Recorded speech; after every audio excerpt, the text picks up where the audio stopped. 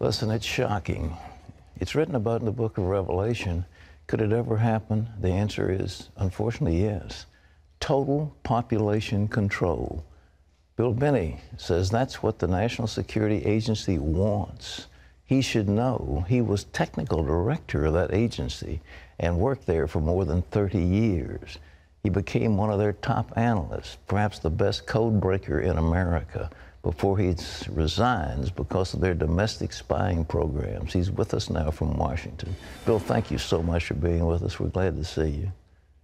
Well, thanks for having me, Pat. Look, how big is this apparatus of the NSA? We hear about it, but you know firsthand. Well, I think there are about 40,000 people working at Fort Meade at NSA headquarters, close to 40,000. And then they have facilities all around the world, plus a number of contractors also associated with them, probably on the order of 100,000, I would think, to 200,000 that work for them directly. So it's a rather large operation. I mean, it's between $10 and $15 billion a year that they spend on it ever since 9/11. So that's, you know, quite a bit of money they're investing in it. How much data can they acquire? Is there any limit to it? Actually, the only limit is in terms of money, power, availability, and space to stack equipment to go and collect the material. Well, now you've said that the ultimate goal is total population control. In a democracy, that is really scary business. It's actually a totalitarian process that's been used down through history. I mean, that's what totalitarian dictators, states, that's what they want to do. They want to know everything about the population so they can control it. That was the idea behind the Soviet Union, the East German Stasi, that was their idea, and the Gestapo and the SS, and down through history, many others. Is our stuff more powerful than those agencies you mentioned? Yeah, unfortunately it is. That's the real problem I see, is that the capacity is, when you're looking at electronic activity of individuals, like when you use a credit card or when you make a phone call or email anybody on the internet or do chatter on the internet, that can be monitored in near real time if they're necessary. Otherwise, they can capture it, collect it, store it, and then retroactively analyze it. So it's something that it provides the opportunity to monitor everybody in the country, in fact, most everybody in the world, in near real time throughout the day. And that's really a 1984 on steroids, really. All right, now let's take Mrs. Joe Average living in Topeka, Kansas, and she goes to the store and buys something with a credit card. NSA's got that right then? They have electronic data. They'll collect financial transactions, sure. She calls her friend Myrtle down the street. That phone is monitored, that call? Not all of them, but a good many of them are recorded. Certainly all of the fact that she made that call is recorded and stored and what we call graphed, that is building relationships. That's one of the real problems here. This is a violation of your First Amendment rights. Under the Constitution, you have the right to assemble, free assembly, which means that it doesn't say you have the right to free assembly as long as the government knows about it, which is what's happening when the telecommunications companies turn over all their records of phone calls to and from with duration. That tells them everybody you're contacting, your whole social network on the phone, because it's a simple matter of doing a reverse lookup to see who that is that you're calling. Oh, you quit the agency because you said what they were doing is unconstitutional. That is clearly unconstitutional, but why does the government keep on doing it? That's the reason I've been able to, at least from what I can see in the public domain, is they're doing it for law enforcement worldwide. And actually the main users of this data are in fact the FBI and the Drug Enforcement Administration and other law enforcement agencies in the country. And they use this data to find criminal activity, and then they go arrest people based on this information. Then they have to do a parallel construction, which means they use normal policing techniques that they would be expected to use to find evidence that would justify and show probable cause for an arrest. Then they substitute that for the NSA data in the courts. In fact, that's one of the things that happened in challenging that process. Was one of the lawsuits was Amnesty International versus Clapper, and that made it to the Supreme Court. And the only way they got rid of that was to basically lie to the Supreme Court and say that, well, if anybody had any of this data used against them in the court of law or anything, that the defendants would be told. And that was simply a lie. Nobody has been told to date. All right. When I think of this, it's just horrible. But do they give this information to the IRS? That's the other problem. The Drug Enforcement Administration has a special unit, the Special Operations Division, the SOD, and that division is supposed to, its primary purpose is to look into the NSA data to find criminality and criminal activity. The members of that are the CIA, the NSA, the FBI, of course DEA, DHS, and the IRS. Now that means that the IRS has actually has access to all the data of the social networks of everybody in the country, because NSA builds those in the databases that they have from the billing data or the contact data that's provided by the telecommunications companies. So this in effect allows them, if they're interested in stopping anybody getting a 501c3 application in for tax exempt status for say someone in the Tea Party or the Occupy group or any religious group attempting to get 501c3 or tax exempt status, they could look into that mapped, graphed relationships and see if you're a part of any organization that they perhaps want to stonewall or slow roll and prevent from becoming politically active. And that's what's been going on. They've had access to this data. And one person was testifying in the House and Judiciary Committee, I believe it was, about some of the questions they were being asked by the IRS. And one of the questions that was asked that gave me the idea that they were using this information was this one person was asked, what is their relationship with another person? It was a specific name. Well, the question I had was not what was their relationship, but how did the IRS know about that relationship? The only way I could think of that they would know was be through this access to the data in NSA, which is where all that information is mapped out.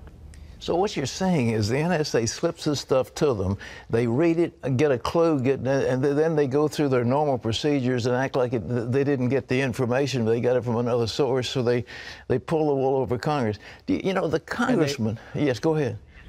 And they also use that in court, which means, in my sense, that means they're perjuring themselves in court. So I call that a planned program perjury policy run by the Department of Justice of the United States. You know, I'm horrified at all this, and I'm sure the average of America, you know, most of the congressmen they come out of neighborhoods and they're elected by the people. Do you think Congress has even a clue as to what you're talking about? Probably not a complete clue, but I think that that's part of the reason that Representatives Amos and Conyers got a coalition of members of the House to try to unfund NSA's activity last year. They almost made it by about 12 votes. They lost by 12 votes, but they came pretty close for a first try. So there is a move in Congress to limit and stop this, and it really is all of this activity it's unconstitutional under the First, Fourth, and Fifth Amendments. The first, because they're giving your associations and everything, the government is collecting that data. The fourth, because they're looking at the content. It's not just metadata that they're collecting, it's content also.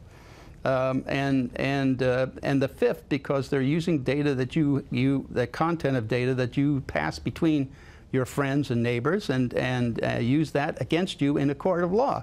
That's a violation of the Fifth Amendment. That is to have you can claim the Fifth Amendment not to testify against yourself. Well, that's a violation of that too. How come some little guy didn't come after you in the middle of the night, or have they? They have, actually. They sent the FBI at me in 2007 and tried to intimidate me to stay quiet. What about Snowden? Is he a traitor or a hero? I looked at him as doing an absolute public service, not just to the people of this country, but to the world, because he produced evidence that's irrefutable by our government. That's the crimes against the Constitution and the laws that we had over time anyway. So that was irrefutable evidence of what they were doing, and so they cannot deny it now. What kind of megalomaniac would want to do something like this? Is monstrous, and these guys, I mean, where does the mindset come from that devises all this stuff? Well, that's what I objected to and why I left NSA early on back in 2001, because I saw this coming. I mean, I had worked the Soviet Union problem for almost 30 years, and it was very clear to me that in October of 2001, the NSA and the government, the U.S. government, started adopting the procedures and techniques and processes that the Soviet Union and the Stasi and all of the countries behind the Iron Curtain were using. So we were actually adopting their procedures. It was very clear to me that that was what was going on. All right, last question. The average person doesn't have a vestige of knowledge of what you're talking about. They just trust their government. What are we going to do as citizens? Well, you see, let me say something about that first. That's really the problem here in this country. You see, from what I see is we have not had a dictator in this country for almost since George III, for almost 240 years. So we've been very comfortable over those 240 years, at least, kind of depending on our government to do the right thing. And that's what we've all been accustomed to them doing. That is, we trust them and have trusted them for a long time. And so we don't have that knowledge of what dictators and dictatorial processes are. But if you look at it, the Germans today are the ones who are really upset about this. And the reason they're upset is because they've got living memory of the Stasi and living memory of the SS and Gestapo. So they're very familiar with these techniques and procedures, and that's why they're very upset. To me, I think the only way we can get out of this is to fire everybody in D.C. I think that's the only way to do it. You have to go out and vote. You have to get active. You can't stay quiet and let this happen. You have to stand up and oppose it. Bill Binney, thank you so much. You're a great patriot, and keep speaking out. And we'll ask prayer for your protection, because I can't imagine they're going to let you keep on talking, but maybe they will. Well, folks, if you want to learn more about Bill Binney and the NSA, you can go to our website. There's more detail about it. And you know something, as he was talking, the Bible makes a statement in the book of Revelation that people could not buy or sell without the mark of the beast. And you said, okay, there is no way that there's any governmental agency that could enforce something like that. And what this man, who is the technical director of the NSA, former technical director, is saying is that the government now has the technique to do this worldwide. You know, Google has maps of if you have a little shack up in the hills someplace, Google's got a map of how to get there. And that's a private agency. And, you know, your credit cards, your telephone calls. But the thing is, what he's saying is that you pick up the phone and call your girlfriend, and that's monitored and that's recorded. And it's frightening. You don't have to be saying, you know, I want to plot against the government. It's a normal conversation, and they call it metadata and all that stuff. And we don't understand it enough, so we say, well, oh yeah, well, we don't have terrorists, we don't have blowing up our airplanes. Well, of course we don't. But is it the price of safety for a few passengers on an occasional airplane? Is that worth taking away the liberties of all the people? And the answer is no. But this is Big Brother. It is what is written in the book of Revelation, and it finally can happen in our lifetime. This is scary stuff. Shocking, really. Isn't it? Shocking. I remember reading 1984 and books like The Late Great Planet Earth and thinking that could never happen in our country. People would never buy into that, and here we sit. Well, it's like the old business of the frog in the water. You heat it up slowly, and we're more and more accustomed to it. And every time it comes out and they say, oh, well, it's okay, it's the USA Patriot Act, it was put in by George Bush, these are good guys. And this is, you got a nice general up there, he's a 3-star general, he's got a benign looking face, and you figure he's not going to hurt you, and so he's in charge, and then somebody else. Well, we also grew up being taught and believing that the check and balance system in our government was going to take care of all of this. This is huge. The gathering is in the billions and billions and billions of bits, and it is, we finally have the capacity to control every human being on the face of the earth. Oh. Clean them up! That's what he said. Throw the bombs out and let's start afresh.